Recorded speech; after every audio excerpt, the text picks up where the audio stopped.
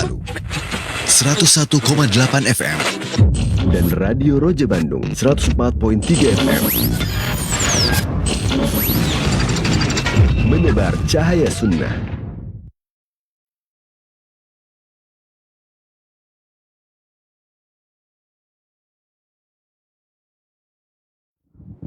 Assalamualaikum warahmatullahi wabarakatuh. Alhamdulillah wassalatu wassalamu ala Rasulillah wa ala alihi wa sahbihi wa mawala. Saudaraku seiman dan seakidah, sahabat Roja dimanapun Anda berada, masih bersama dengan kami di saluran tilawah Al-Quran dan kajian Islam.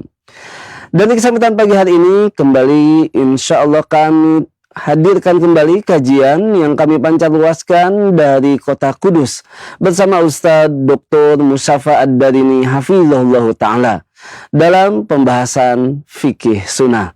Dan insya Allah di kesempatan pagi hari ini kita akan masuk ke pembahasan terkait dengan permasalahan-permasalahan sekitar sholat jenazah. Saudaraku seiman dan seakidah, kami ajak Anda untuk menyimak kajian ini dan Anda juga dapat berpartisipasi dengan mengirimkan pertanyaan melalui pesan WhatsApp ataupun line telepon di nomor 021 823 6543. Baiklah, untuk selanjutnya kita akan simak nasihat dari Ustadz Dr. Musyafa Ad-Darini Hafizahullah Ta'ala. Kepada Ustadz, falyatafaddal maskura. Bismillahirrahmanirrahim. Assalamualaikum warahmatullahi wabarakatuh. Alhamdulillahi rabbil alamin.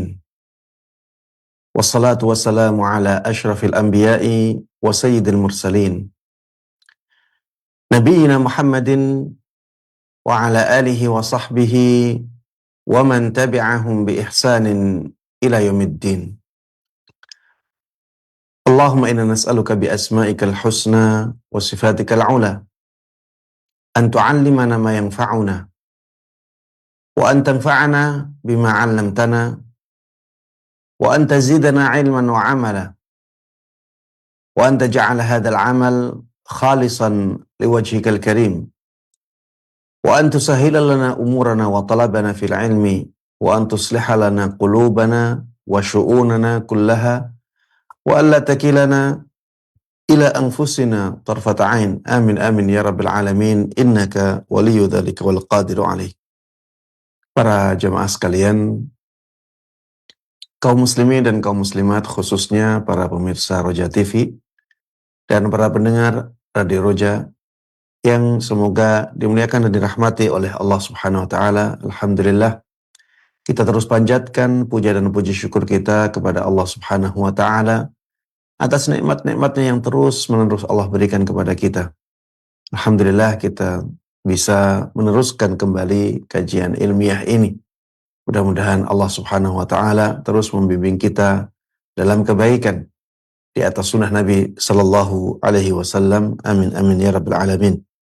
Tidak lupa salawat dan salam, keberkahan dan kenikmatan semoga selalu terlimpahkan dan tercurahkan kepada Nabi yang sangat kita cintai dan sangat kita junjung tinggi, Nabi Agung Muhammad sallallahu alaihi wasallam.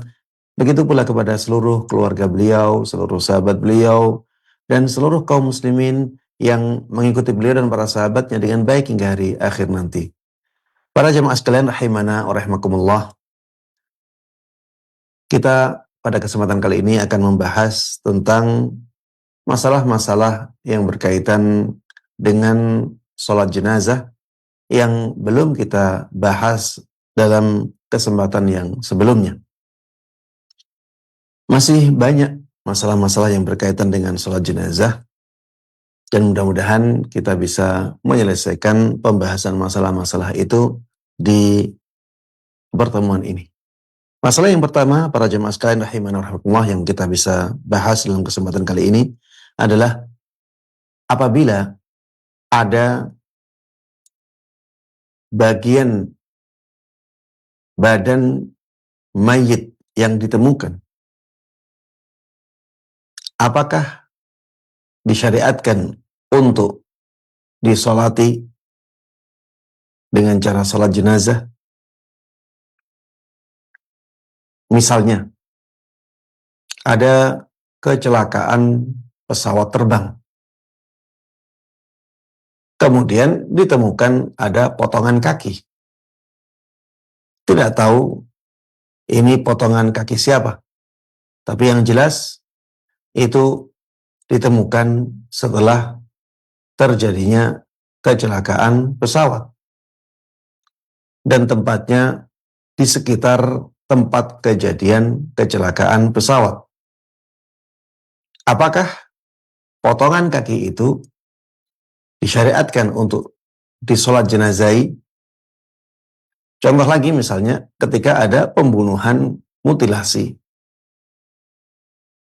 Ada orang dibunuh, dimutilasi, dipotong-potong, kemudian potongan-potongan ini disebar di beberapa tempat. Akhirnya ditemukanlah potongan kepala dari mayit itu. Apakah potongan kepala ini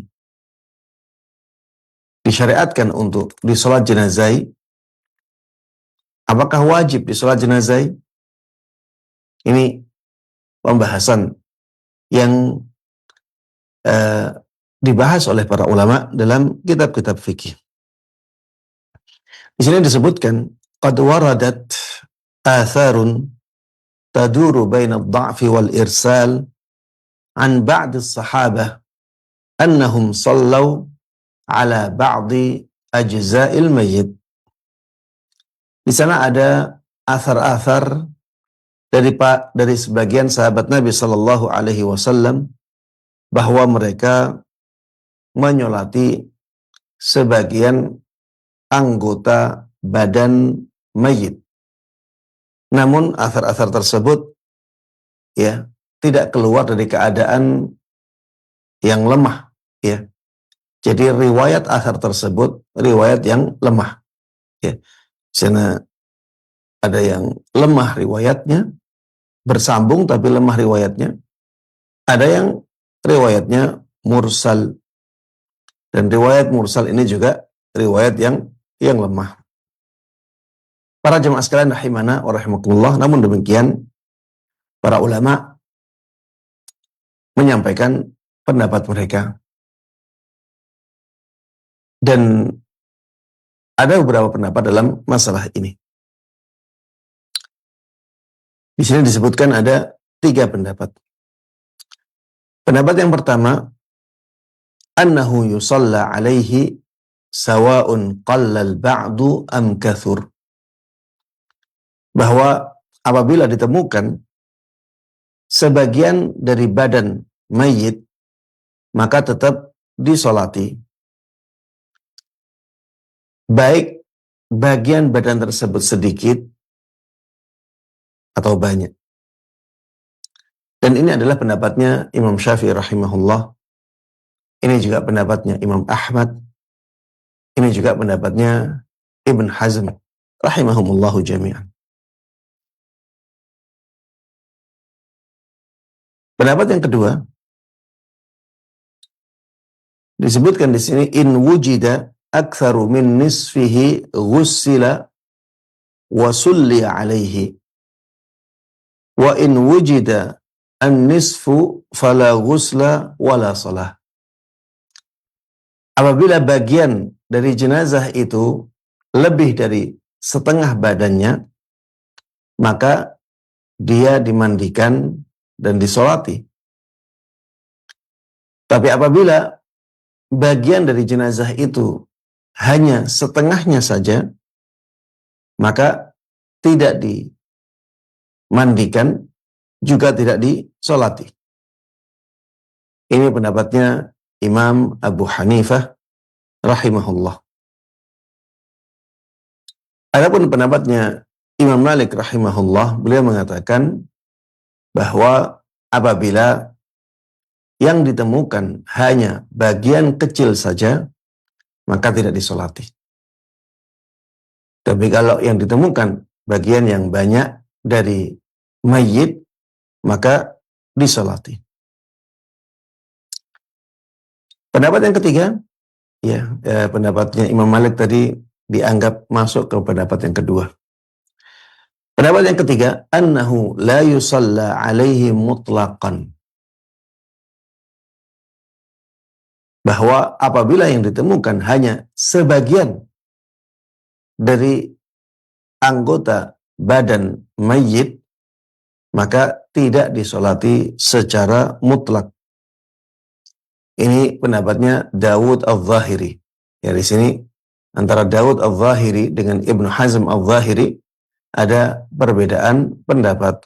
Ibnu Hazm mengatakan disolati, sebagaimana pendapatnya Imam Syafi'i dan Imam Ahmad rahimahumullah. Sedangkan Dawud Al-Zahiri mengatakan tidak disolati secara mutlak. Mana pendapat yang lebih kuat dalam masalah ini? Wallahu ta'ala alam. Ana menguatkan pendapat yang mengatakan disolati. Karena ini lebih hati-hati dan ini lebih menjaga hak dari seorang muslim. Disolati, walaupun yang ditemukan adalah sebagian dari anggota badan jenazah. Walaupun yang ditemukan misalnya hanya kakinya saja, hanya tangannya saja, hanya kepalanya saja, hanya bagian perutnya saja, tetap kita solati. Kecuali apabila kita tahu bahwa jenazah tersebut telah disolati. Apabila kita tahu jenazah tersebut telah disolati, maka ya tidak perlu disolati lagi bagian dari anggota badan jenazah itu. Ya, misalnya ada orang ditemukan kepala dengan dada, perut, ya, ditemukan dan sudah disolati. Kemudian setelah itu ditemukan tangannya, setelah itu ditemukan kakinya. Maka bagian tangan dan kaki ini tidak perlu disolati lagi, karena dia sudah disolati sebelumnya. Ya, karena sebelumnya dia sudah disolati.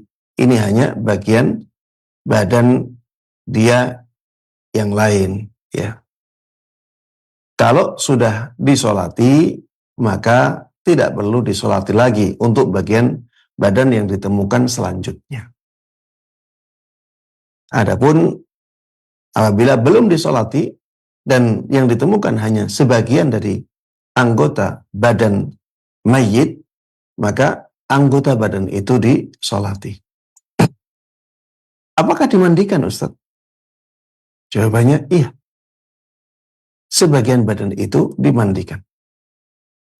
Sebagaimana apabila badan itu sempurna. Ya, saya katakan, ya ini berdasarkan dalil umum disyariatkannya kita menyolati, memandikan jenazah, ya. Dan karena yang kita temukan hanya sebagiannya, maka itu yang kita mandikan. Disebutkan dalam kaidah fikih, al-maisur la yasqutu bil ma'sur. Yang mudah itu tidak bisa gugur, ya, karena yang susah. Yang mudah tidak bisa gugur karena ada yang susah. Di sini yang mudah adalah memandikan sebagian badan yang ada. Maka tetap tidak gugur kewajiban untuk memandikannya. Yang susah di sini adalah menemukan bagian badan yang lain. Maka jangan sampai yang mudah ini digugurkan dengan yang susah. Al-maisur la yasqutu bil ma'sur. Ya, begitu pula dalam hal menyolati jenazah. Karena yang bisa kita lakukan, yang mudah kita lakukan adalah menyolati sebagian dari jenazahnya, maka ini tidak gugur. Kewajiban ini tidak gugur karena ada sesuatu yang sulit, yaitu menemukan bagian jenazah yang lain. Wallahu ta'ala a'lam. Kemudian tadi juga Ana sampaikan bahwa ini lebih hati-hati, ini lebih menjaga hak mayit untuk disolati dan dimandikan. Tapi para jamaah sekalian rahimana rahmatullah, yang selanjutnya, apakah kita disyariatkan untuk mensolati bagian anggota badan orang yang masih hidup yang terpisah dari dirinya. Contohnya, ketika ada kecelakaan. Kemudian dalam kecelakaan tersebut terjadi pemisahan anggota badan. Jadi kakinya misalnya terputus dari badannya. Dua-duanya. Orangnya masih hidup dan selamat. Misalnya ada seorang tentara dikirim perang di sebuah daerah perbatasan. Atau dikirim untuk memerangi kelompok pemberontak. Qadarullah wa ma syaa fa'al. Dia terkena serangan bom misalnya. Dan kakinya terputus dari dirinya. Kemudian dia diselamatkan dan akhirnya selamat. Kakinya itu, apakah disyariatkan untuk disolati? Dimandikan dan disolati? Jawabannya, tidak ada sholat atau mandi untuk sebagian dari anggota badan orang yang masih hidup. Ya, ini pembahasan apabila ada sebagian anggota badan orang yang masih hidup tapi terpisah dari dirinya. Apakah disunahkan, apakah diwajibkan untuk dimandikan dan disolati? Jawabannya tidak. Ya. Kenapa disebutkan di sini? Li'annahu lam yunqal 'anin Nabi sallallahu alaihi wasallam awis sahabah annahum sallau ala ma fusila 'anil hayy ma'a tawaturil akhbar bi annahu uqimatil hudud ala ahdi Nabi sallallahu alaihi wasallam was sahabah min ba'du wa quti'at aydin falam yudhkar annahum ghusilu annahum ghassalu annahum ghassalu wa sallu ala syai'in minha wallahu ta'ala a'lam.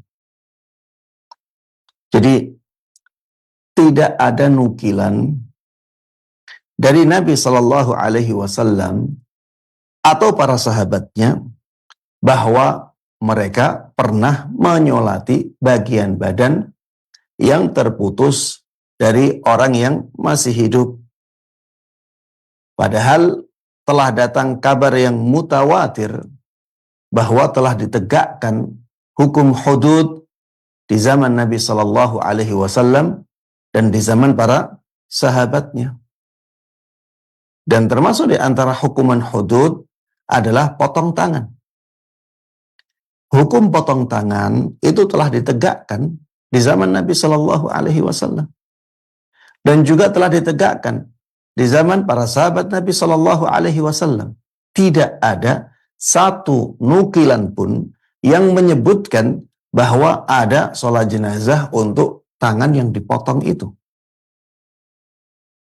Tidak ada satu riwayat pun yang menunjukkan bahwa tangan yang dipotong itu dimandikan.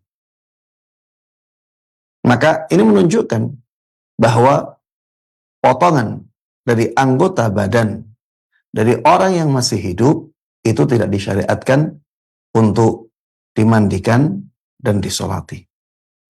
Wallahu ta'ala a'lam. Masalah yang berikutnya para jemaah sekalian rahimana wa rahmatullah.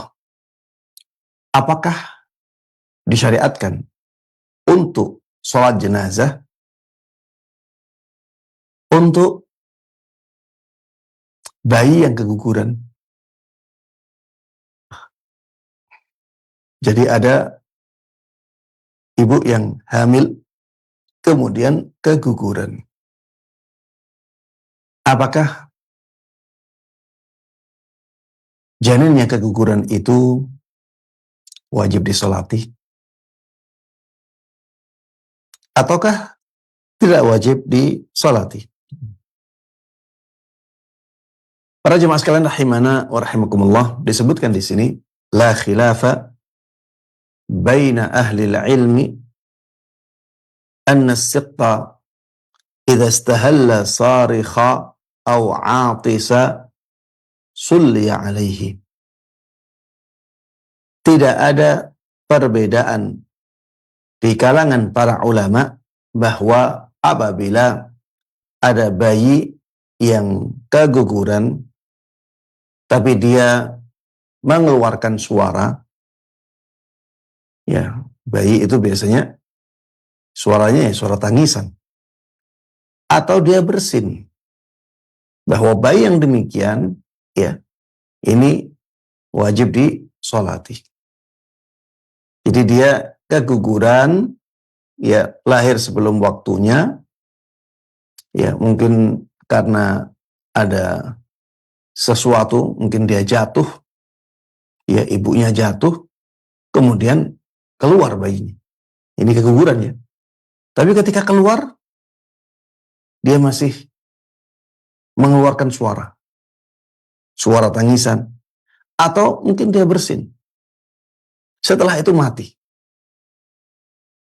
Apakah bayi yang seperti ini wajib disolati? Di sini tidak ada perbedaan di kalangan para ulama bahwa bayi yang demikian wajib untuk disolati. Perbedaan pendapat terdapat pada masalah apabila bayi tersebut keguguran dan tidak mengeluarkan suara sama sekali.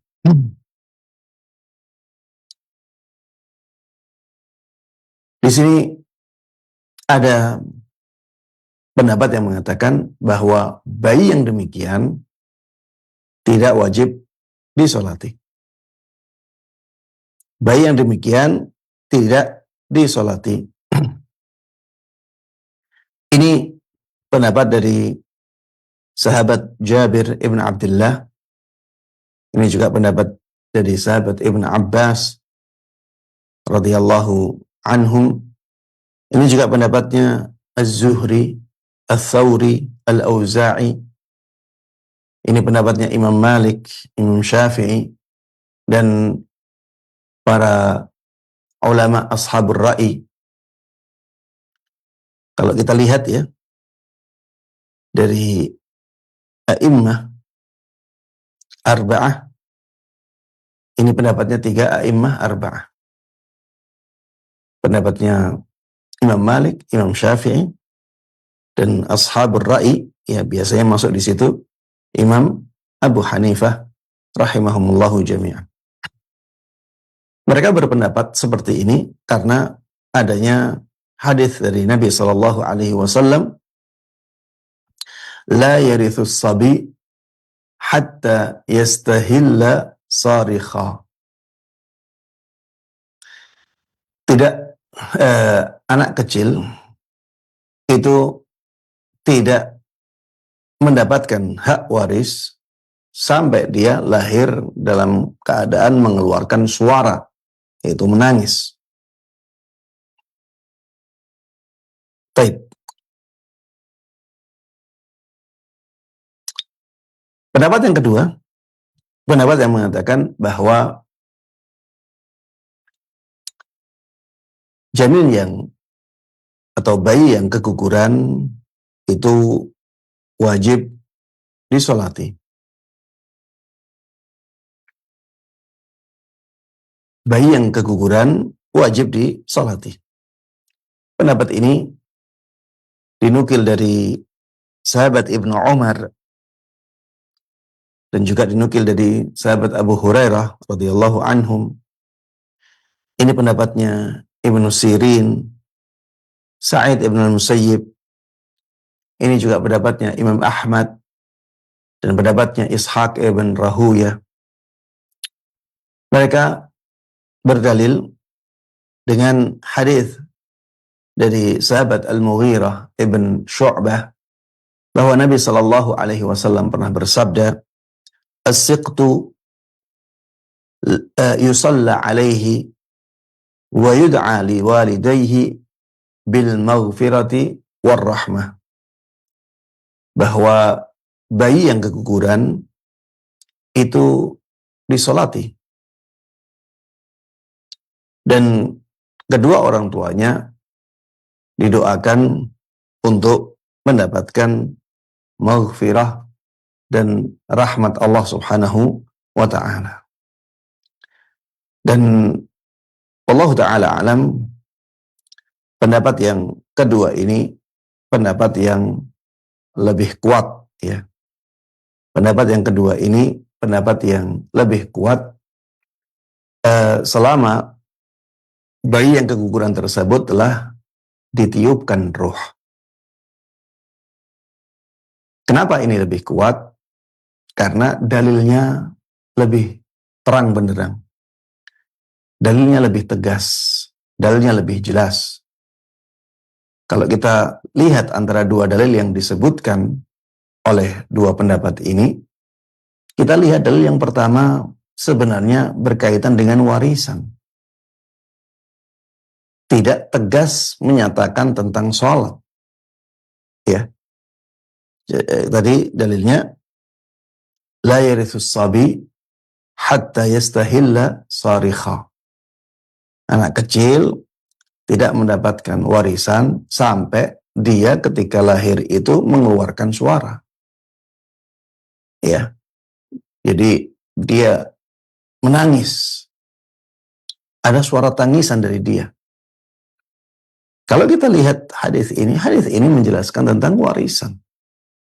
Tidak menjelaskan tentang sholat jenazah. Sedangkan pendapat yang kedua lebih tegas. Disebutkan as-siqtu yusalla alaihi wa yud'a liwalidayhi bil maghfirati war rahmah. Bayi yang keguguran itu disolati. Bayi yang keguguran disolati. Ini pembahasan masalah sholat. Jadi hadisnya lebih terang benderang, lebih tegas, lebih jelas. Maka pendapat ini pendapat yang lebih kuat. Namun perlu dikasih catatan di sini bahwa sholat kepada bayi yang keguguran itu apabila bayi tersebut telah ditiupkan ruh padanya. Karena ketika itulah dia menjadi manusia yang sempurna. Telah ditiupkan ruh kepadanya. Kapan ruh ditiupkan? Ruh ditiupkan setelah sempurna 4 bulan. Ya, sebagaimana disebutkan di dalam hadis Nabi Sallallahu Alaihi Wasallam. Dan ini yang dipilih oleh Imam Nawawi rahimahullah. Beliau mengatakan, "Wadh-dhahir anna as-siqta innama yusalla alaihi idza kana qad nufikhat fihi ar-ruh." Pendapat yang lebih kuat, ya, bahwa bayi yang keguguran itu disolati ketika telah ditiupkan roh padanya. Wa dzalika idza istakmala 4 ashhur thumma mat. Yaitu ketika bayi tersebut telah sempurna 4 bulan. Kemudian dia mati. Fa amma idza saqata qabla dzalik fala. Adapun ketika dia mengalami keguguran sebelum sempurna 4 bulan, maka tidak disolati. Li'annahu laisa bimayyitin kama la yakhfa. Karena bayi yang demikian tidak bisa disebut sebagai mayit. Bayi yang demikian itu tidak bisa disebut sebagai mayit. Dia belum hidup, ya. Dia kan belum ditiupkan ruh, berarti belum hidup. Kemudian setelah itu keguguran. Maka dia tidak disolati. Yang disolati adalah mayit, sedangkan dia bukan mayit. Ini pendapat yang ana lihat lebih kuat dalam masalah ini. Wallahu ta'ala a'lam. Para jemaah sekalian rahimana wa rahimakumullah. Yang berikutnya adalah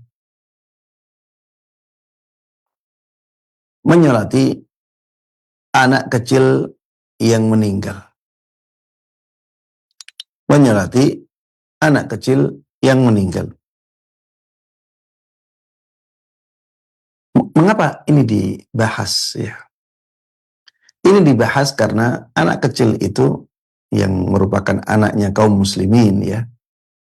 Mereka itu belum mukallaf. Mereka itu belum ada dosanya. Kalau mereka meninggalkan yang wajib, mereka tidak berdosa. Karena mereka belum mukallaf. Mereka melakukan yang haram juga tidak berdosa. Karena mereka belum mukallaf. Kenapa disolati? Sedangkan tujuan solat adalah agar Allah subhanahu wa ta'ala mengampuni dosa-dosanya. Agar Allah subhanahu wa ta'ala menempatkannya di surga. Sedangkan anak kecil ya sudah tidak ada dosanya. Para jemaah sekalian rahimani wa rahimakumullah, inilah alasan, ya salah satu alasan kenapa dibahas masalah menyolati anak kecil. Kalau kita melihat dalil yang ada, maka kita bisa mengatakan bahwa disyariatkan untuk menyolati anak kecil. Karena adanya dalil dari Nabi Shallallahu Alaihi Wasallam bahwa beliau pernah menyolati anak kecil. Disebutkan dari Ibunda Aisyah radhiyallahu anha, beliau mengatakan, utiya Rasulullah Shallallahu Alaihi Wasallam bisabiyin min sibyanil ansar fasalla alaihi. Pernah didatangkan kepada Nabi Shallallahu Alaihi Wasallam anak kecil yang meninggal dari kalangan Ansar. Maka Rasulullah Shallallahu Alaihi Wasallam menyolatinya. Maka Rasulullah Shallallahu Alaihi Wasallam menyolatinya. Ini menunjukkan bahwa menyolati anak kecil itu disyariatkan. Kemudian alasan yang kedua, kalau bayi yang keguguran yang sudah ditiupkan ruh padanya saja disyariatkan untuk disolat jenazahi, apalagi yang sudah tumbuh, sudah lahir, sudah tumbuh, kemudian belum balik dia meninggal. Ini lebih layak untuk disolat jenazahi. Wallahu ta'ala a'lam. Baik, masalah yang berikutnya para jemaah sekalian rahimani wa rahimakumullah adalah masalah sholat kepada ahli bid'ah, kemudian ahli maksiat. Apakah disyariatkan menyolati mereka? Yang mereka bukan orang kafir ya. Mereka kaum muslimin, tapi ahli bid'ah. Terkenal. Tokoh ahli bid'ah. Atau mereka orang yang menjadi pelopor kemaksiatan. Minum minuman keras misalnya. Melakukan perzinaan. Terkenal dengan itu. Apakah orang yang demikian wajib disolat jenazahi? Ya. Apakah wajib dilakukan sholat mayit kepadanya? Disebutkan di sini, hasilu kalami ahli ilmi annahu yusalla ala kulli muslim. Yang menjadi kesimpulan dari perkataan para ulama bahwa setiap orang muslim itu wajib dilakukan sholat jenazah kepadanya apabila dia meninggal. Walau kana min ahlil kabairi wal fussaq. Walaupun mayit tersebut itu termasuk orang yang ahli maksiat, pelaku dosa besar. Dia orang fasik. Au min ahlil bid'ah. Walaupun orang tersebut dari ahli bid'ah. Malam yakfur bibid'atihi. Selama dia belum kafir dengan bid'ahnya. Ya, karena bid'ah ada bid'ah yang mukaffirah ya. Ada bid'ah yang menjadikan seseorang itu keluar dari Islamnya. Kalau bid'ahnya itu menjadikan dia keluar dari Islamnya, maka tidak ada syariat salat pada orang tersebut. Tidak boleh disolati. karena dia telah keluar dari Islamnya. Sedangkan Allah Subhanahu wa taala mengatakan wala tusalli ala ahadin minhum mata abada wala taqum ala qabrih. Ya, tidak boleh salat untuk orang munafik, ya. Dan mereka itu orang yang keluar dari keislamannya. Sama sekali, selama-lamanya tidak boleh. Maka apabila ada ahli bid'ah yang bid'ahnya itu sampai mengeluarkan dia dari keislamannya, maka dia tidak boleh disolati. Ya, garis bawahi di sini ya. Jadi bid'ahnya itu bid'ah yang sampai menjadikan dia keluar dari Islam. Tidak semua bid'ah seperti ini. Tidak semua bid'ah itu mengeluarkan seseorang dari keislamannya. Maka tidak semua ahli bid'ah itu tidak boleh disolati.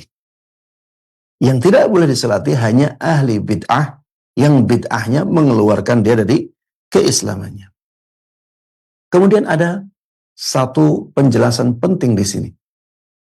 Penjelasan tambahan yang harusnya kita perhatikan.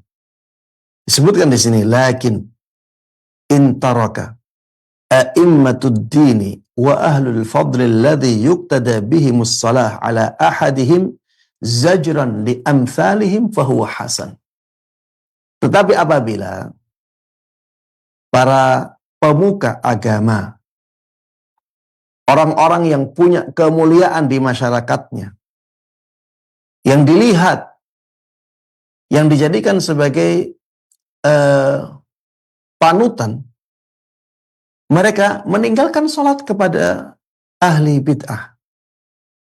Mereka meninggalkan sholat untuk ahli maksiat, pelaku dosa besar, orang-orang fasik. Agar masyarakat itu takut untuk menjadi orang yang seperti itu, maka ini perbuatan yang baik.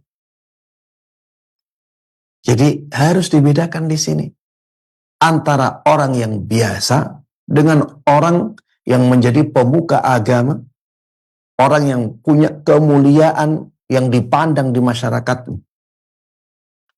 Untuk orang-orang biasa tetap sholati seorang muslim, walaupun dia fasik, walaupun dia pelaku dosa besar. Tapi tokoh-tokoh agama, tokoh-tokoh masyarakat sebaiknya tidak menyolatinya. Kalau tidak menyolatinya, maka itu sesuatu yang baik. Dengan syarat tujuannya adalah masyarakat, ya, agar masyarakat itu takut menjadi orang yang seperti itu. Karena mereka akan berpikir, anak kalau mati tidak disolati oleh tokoh agama ini, maka itu sangat membahayakan saya. Ya, baik dari sisi nama maupun dari sisi terkabulnya doa. Karena doanya orang-orang yang saleh, orang-orang yang menjadi pemuka agama, tokoh-tokoh agama yang baik, itu sangat mustajab. Apa dalil dari catatan tambahan ini? Disebutkan di sini, "Kamam tana'an nabiyyu sallallahu alaihi wasallam minas salati ala qatili nafsihi wa qala li ashabihi sallu alaihi." Hal ini sebagaimana Nabi sallallahu alaihi wasallam tidak menyolati orang yang bunuh diri. Sebagaimana Nabi sallallahu alaihi wasallam tidak menyolati orang yang bunuh diri. Dan bunuh diri itu dosa besar. Jadi dia pelaku dosa besar. Dia orang yang fasik. Nabi sallallahu alaihi wasallam sebagai tokoh agama yang paling tinggi, paling mulia, beliau tidak mau menyolati orang yang mati dengan bunuh diri. Tapi apa yang dikatakan oleh beliau? Beliau tidak melarang para sahabatnya untuk sholat jenazah. Tapi beliau malah menganjurkan, memerintahkan kepada para sahabatnya untuk tetap menyolati mayit itu. Sallu alaihi. Salatlah kalian untuk jenazah itu, untuk mayit itu. Padahal mayitnya adalah pelaku dosa besar, yaitu dia bunuh diri. Disebutkan di sini waqad qala bihadza Malikun wa Ahmad wa ghairuhuma minal a'immah. Ya, telah berpendapat dengan pendapat ini Imam Malik, Imam Ahmad, dan imam-imam yang lainnya. Para jemaah sekalian rahimana wa rahimakumullah. Masalah yang berikutnya adalah masalah sholat jenazah kepada orang yang punya hutang. Subhanallah. Ya, ini masalah besar ternyata. Jadi hutang itu masalah besar. Sampai mempengaruhi masalah ini. Apakah orang yang punya beban hutang ketika dia meninggal itu disolati ataukah tidak? Di sini ada hadis dari sahabat Abu Hurairah radhiyallahu anhu bahwa Rasulullah sallallahu alaihi wasallam pernah didatangkan kepada beliau mayit yang punya tanggungan hutang. Maka Rasulullah sallallahu alaihi wasallam bertanya, "Hal taraka lidainihi min qada?" Apakah dia meninggalkan harta yang bisa digunakan untuk menutup hutangnya? Jadi Rasulullah bertanya, dia punya hutang, iya. Tapi ada nggak hartanya yang bisa digunakan untuk menutup hutangnya? Fa in hudditha annahu taraka wafa'an shalla alaih. Apabila Rasulullah sallallahu alaihi wasallam dikabari bahwa orang tersebut meninggalkan harta yang bisa digunakan untuk menutup hutangnya, maka beliau akan menyolatinya. Wa illa qal sallu ala sahibikum. Tapi apabila dikatakan bahwa tidak ada harta yang bisa menutupi hutangnya, dia tidak meninggalkan harta yang bisa menutup hutangnya, maka Rasulullah sallallahu alaihi wasallam mengatakan kepada para sahabatnya, sallu ala sahibikum. Salatilah sahabat kalian. Jadi beliau tidak mau menyolatinya. Ya, sebagai tokoh agama yang paling tinggi, paling mulia, ya, dipandang oleh para sahabatnya, dijadikan sebagai panutan, Rasulullah Shallallahu Alaihi Wasallam tidak mau menyolati orang yang punya hutang, yang tidak meninggalkan harta yang bisa menutup hutang. Maka para jemaah sekalian rahimana wa rahimakumullah, ini masalah besar, ya. Jangan sampai kita bermudah-mudahan dalam berhutang.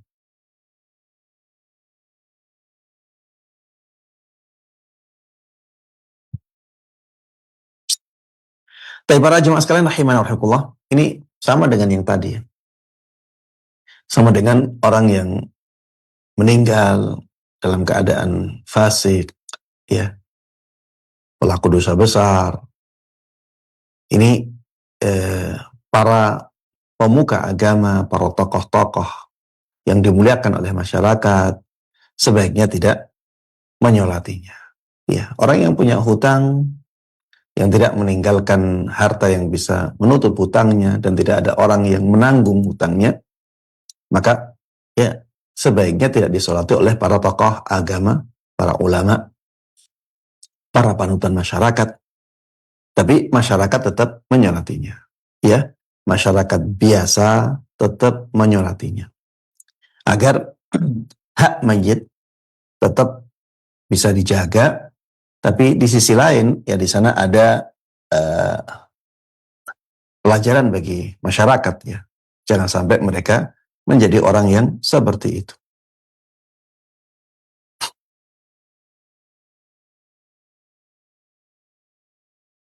Baik. Yang berikutnya, menyolati orang yang bunuh diri. Apakah orang yang bunuh diri itu wajib disolati?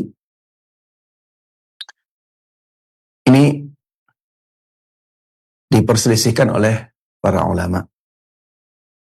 Ada 3 pendapat yang disebutkan di dalam kitab ini tentang masalah ini. Pendapat yang pertama, la yusalla alaih, tidak disolati. Orang yang bunuh diri tidak disyariatkan untuk disolati. Wa huwa madhhabu Umar ibn Abdul Aziz wal Auza'i. Ini adalah pendapatnya Umar ibn Abdul Aziz, Al-Khalifah Al-Adil, ya. Jadi raja yang adil. Ini juga pendapatnya Al-Auza'i. Dan hujahnya mereka adalah ketika Rasulullah Sallallahu Alaihi Wasallam didatangkan orang yang bunuh diri, ternyata beliau tidak mau menyolatinya. Pendapat yang kedua, pendapat yang mengatakan bahwa orang yang mati dengan bunuh diri itu disolati. Ini pendapatnya Al-Hasan, maksudnya adalah Al-Basri. Ini juga pendapatnya An-Nakhai. Ini pendapatnya Qatadah. Ini pendapatnya Imam Malik, Imam Abu Hanifah, Imam Syafi'i, dan mayoritas ulama. Ya, ini pendapat yang sangat kuat, ya, bahwa tetap tetap diwajibkan untuk disolati. Ya, sholat jenazah itu fardu kifayah. Ya. Jadi tetap diwajibkan untuk disolati. Dalilnya adalah perintah Nabi SAW kepada para sahabatnya, sallu ala sahibikum. Sallu ala sahibikum. Ini untuk orang yang bunuh diri. Jadi dalilnya khusus. Maka ini dalil yang kuat, ya. Jadi ada kasus bunuh diri di zaman Nabi SAW, kemudian Nabi tidak menyolati. Tapi Nabi mengatakan kepada para sahabatnya, sholatlah kalian untuk sahabat kalian ini. Jadi ini menunjukkan, ya, bahwa orang yang bunuh diri itu tidak keluar dari Islamnya. Karena Rasulullah SAW memerintahkan para sahabatnya untuk menyolatinya. Kemudian menyebutnya sebagai sahabat. Maka ini menunjukkan, ya, bahwa orang yang bunuh diri itu tidak keluar dari Islam. Dia memang melakukan dosa besar, tapi tidak mengeluarkannya dari keislamannya. Kemudian pendapat yang ketiga, ini sebenarnya perinciannya. An yatajannaba ahlul fadli was-salah as-salata alaihi wa huwa marwiyun an Malikin wa ghairihi wa huwa al-adhhar. Ini sebenarnya perincian. Ya, tetap disolati, tapi orang yang statusnya sebagai tokoh agama, tokoh masyarakat, orang yang dimuliakan oleh masyarakatnya, sebaiknya tidak menyolatinya. Sebaiknya tidak menyolatinya. Ya, sebagai pelajaran. Sebagai pelajaran dan peringatan kepada masyarakat, jangan sampai menjadi orang yang bunuh diri. Ya, para jamaah sekalian rahimana wa rahimakumullah, pendapat inilah pendapat yang paling kuat dalam masalah ini, ya. Jadi tetap disolati, tapi orang yang menjadi tokoh agama, tokoh masyarakat, sebaiknya tidak menyolatinya sebagai peringatan dan pelajaran bagi masyarakat yang masih hidup, agar mereka jangan sampai melakukan hal yang sama. Demikian para jemaah sekalian rahimana wa rahimakumullah, kajian kita pada kesempatan kali ini. Mudah-mudahan bermanfaat dan Allah berkahi. Amin amin ya rabbal alamin. Wa sallallahu wa sallama wa baraka ala nabiyyina Muhammadin wa ala alihi wa sahbihi wa man tabi'ahum bi ihsanin ila yaumiddin. Walhamdulillahi rabbil alamin. Jazakallahu khairan, kami sampaikan kepada Ustadz Dr. Mustafa Ad-Darini hafizahullahu ta'ala yang telah membimbing kita di kajian pagi hari ini langsung dari kota Kudus. Dan untuk berikutnya kami undang Anda sahabat Roja dimanapun Anda berada untuk berpartisipasi dalam sesi tanya jawab. Anda dapat mengirimkan pertanyaan melalui pesan WhatsApp di nomor 021 823 6543 dan juga melalui line telepon di nomor yang sama. Baik Ustadz, kita akan bacakan pertanyaan pertama melalui pesan WhatsApp dari beberapa penanya, diantaranya Abu Padlan di Depok dan juga penanya lainnya Ustadz, terkait dengan bencana yang menimpa saudara-saudara kita di Sumatera Ustadz. Apakah diwajibkan juga untuk memandikan dan mensolati mayit dalam bencana tersebut Ustadz, dalam kondisi tidak adanya kain kafan, kemudian juga kondisi jenazah dan juga ketiadaan air bersih dan banyak halangan-halangan lainnya Ustaz. Tafadhol Ustaz. Para jemaah sekalian rahimana wa rahimakumullah. Pada asalnya ya, hukum asal kita diwajibkan untuk memandikan mayit dan menyolatinya. Kita diwajibkan untuk memandikan mayit dan menyolatinya. Ini hukum asal. Jadi kalau misalnya ada mayit yang kita temukan di tempat bencana seperti di sebagian Aceh, di sebagian Sumatera Utara, dan juga di sebagian Sumatera Barat, ya, maka harusnya kita mandikan. Jadi memandikan mayit itu para jemaah sekalian rahimani rahimakumullah, yang penting dengan air suci. Yang penting dengan air suci. Tidak harus dengan air bersih. Bedakan antara air suci dan air bersih. Jadi kalau misalnya kita mendapatkan air dari sungai, itu air suci. Walaupun warnanya keruh. Tapi dia suci. Maka itu bisa digunakan untuk memandikan mayit. Jadi tidak harus dengan air bersih yang jernih gitu. Tidak harus ya. Air yang mengalir di sungai, walaupun terlihat keruh, itu bisa digunakan untuk memandikan mayit. Bisa digunakan untuk berwudu. Bisa digunakan untuk mandi besar. Karena itu air bersih, air suci, ya. Walaupun kelihatannya tidak bersih, kelihatannya keruh. Kemudian apabila kita tidak bisa memandikan mayit, tidak ada air, maka kita bisa melakukannya dengan gantinya, ya, sebagaimana pernah kita bahas. Bahwa mandi kalau tidak dimungkinkan bisa dengan diganti dengan tayamum. Tapi Anda melihat ya, kelihatannya di tempat bencana itu masih ada air, ya. Hanya saja masyarakat menganggapnya itu air yang tidak bisa digunakan untuk memandikan mayit. Padahal sebenarnya bisa. Ketika ada banjir berarti kan ada air. Iya, yang tadinya airnya sampai kemana-mana, minimal sekarang ada air di sungai. Ya, ada air di sungai. Maka air tersebut bisa digunakan untuk memandikan mayit. Baik, ini yang pertama kita juga pernah membahas ya, apabila jenazahnya perempuan. Sedangkan tenaga yang mengevakuasi itu laki-laki. Ya, kita pernah bahas masalah itu.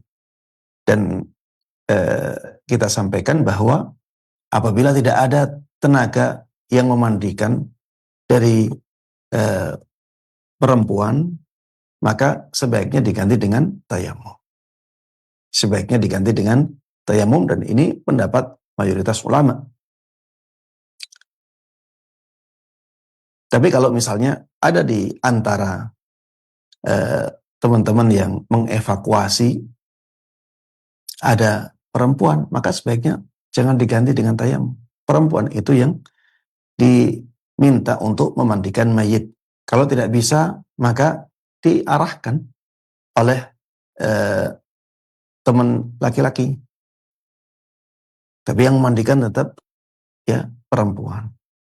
Wallahu ta'ala alam. Salat jenazah. Sebelum salat jenazah, nggak ada kafan. Ustaz, tidak ada kafan. Bagaimana kita melakukannya? Bagaimana kita menyikapinya? Para jemaah sekalian rahimanallah, perlu difahami ya, kain kafan itu tidak harus kain khusus yang berwarna putih itu. Kain kafan tidak harus kain yang berwarna khusus, warna putih itu. Tidak.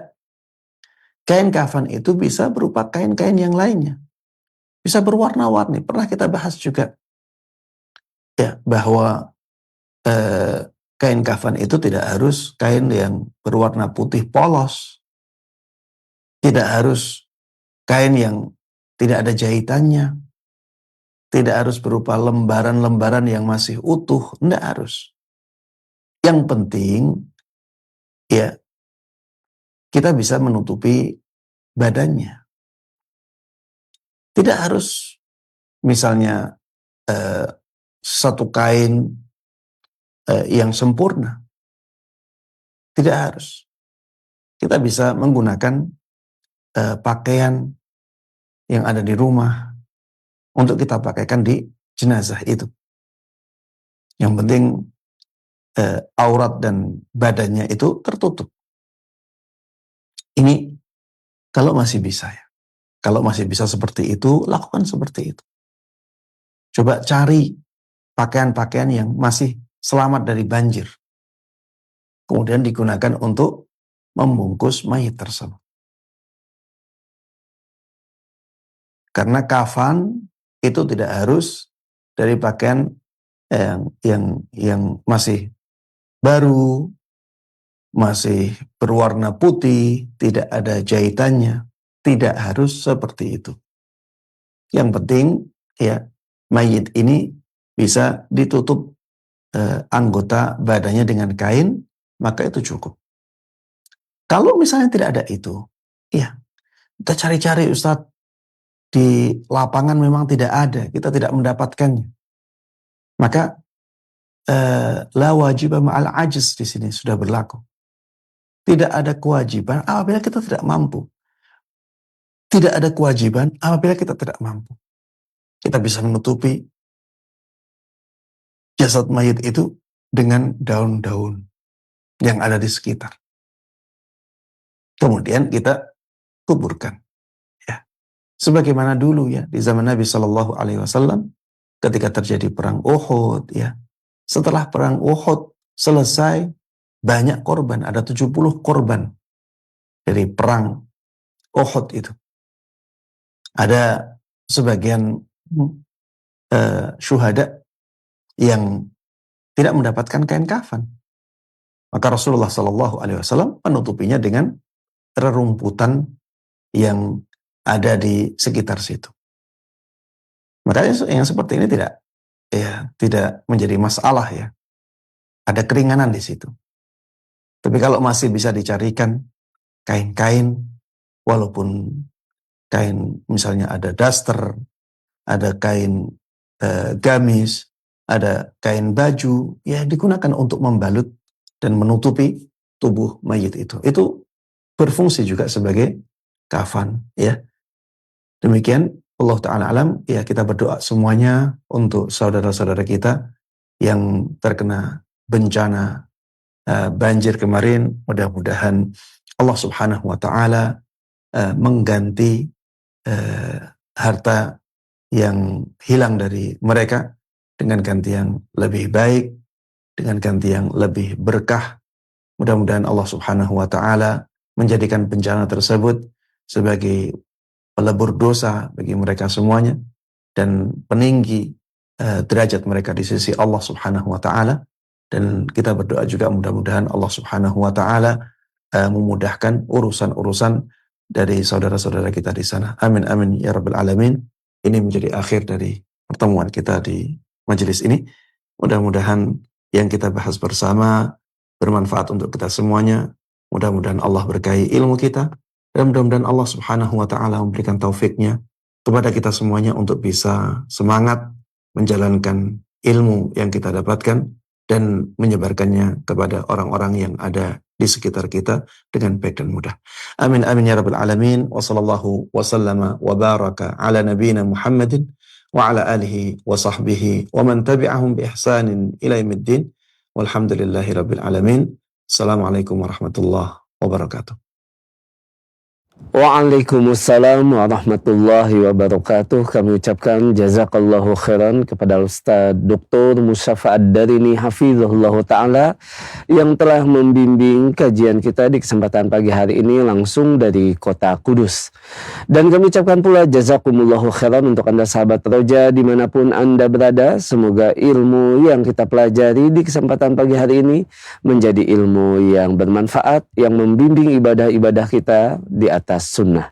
Mohon maaf atas segala kekurangan dan semoga Allah pertemukan kita di kesempatan yang mendatang.